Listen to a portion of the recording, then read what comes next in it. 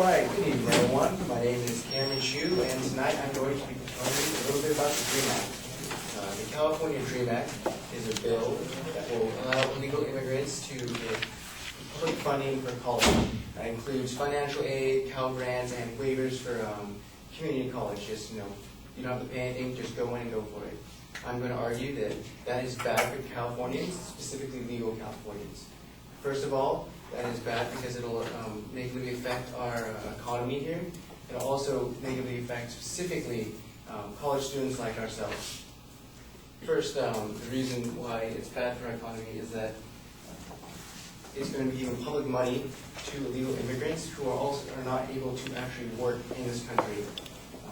Each time I don't know how many of you actually have started working here, I assume many of you. You have to fill out an I-9 form every time you go to become an employee at a job. And you have to show legal documents saying that I am either a natural-born citizen here or I come here legally and have the proper paperwork. Because legal immigrants are not able to do that, they are unable to work legally in California and the United States. Because they're not able to do that, they're not able to pay taxes in terms of income, and they wouldn't be able to pay payroll either. So we're going to be putting in money. The Department of California Finances estimates it'll be about $14.5 million a year, while an committee in the Senate estimates about $40 million a year will go to this program. So that's money that we're putting into legal immigration in terms of education that we will not get back in benefits, because not only do we have this student education bills, we also have paid for their education up from kindergarten to 12th grade. So we've been putting all this money into these people who will not have the chance to work in the California economy and therefore be able to pay back what society has put into their education.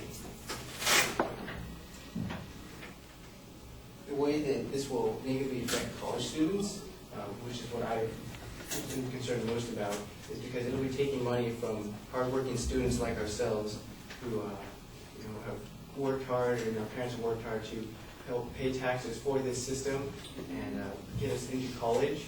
It will take grant money, waiver fees, and financial aid away from Californian legal students, because for each illegal immigrant who gets money to go into the system, you are unable to get, there's one more student who's not able to do it. So let's just say even one illegal immigrant, just one, gets money to go through the system to go to college. That's one American student who came here either legally through immigration or was born here, who is going to not be able to go to college or not get financial assistance. And that is something that is going to hurt ourselves, because that person is a person who could work for us, in California and benefit the whole society.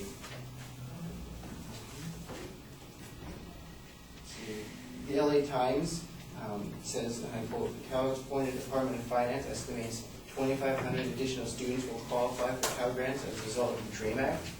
And so that's 2,500 people who will now be in competition with legal students.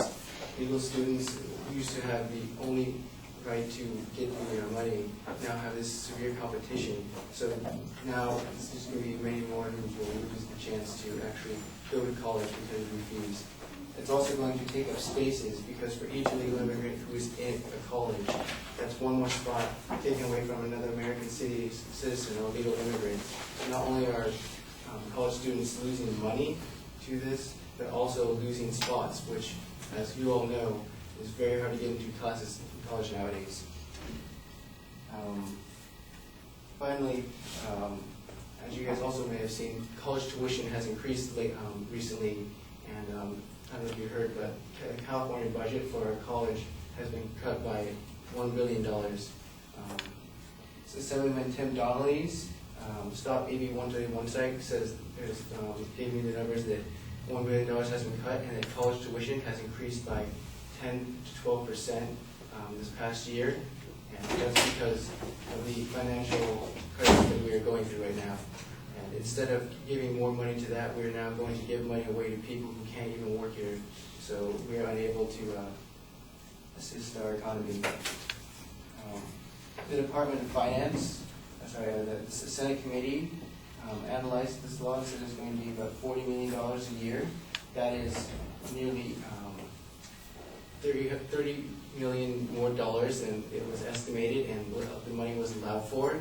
So in order to make up that gap, the state is going to either have to increase the money that it gives to the college, which most likely will not happen because it's actually cutting college right now. So the only way to make up that money is to increase tuition fees even more. So college students are going to have a harder time going to college, and people who have even saved up will now have to spend more money and work harder to make up the difference because of this bill. In conclusion, I would like to say that this bill is bad, negatively affects legal Californians because it is a damper to our economy, and that it will harm hardworking college students as they try to make their way into the real world. Thank you for your time.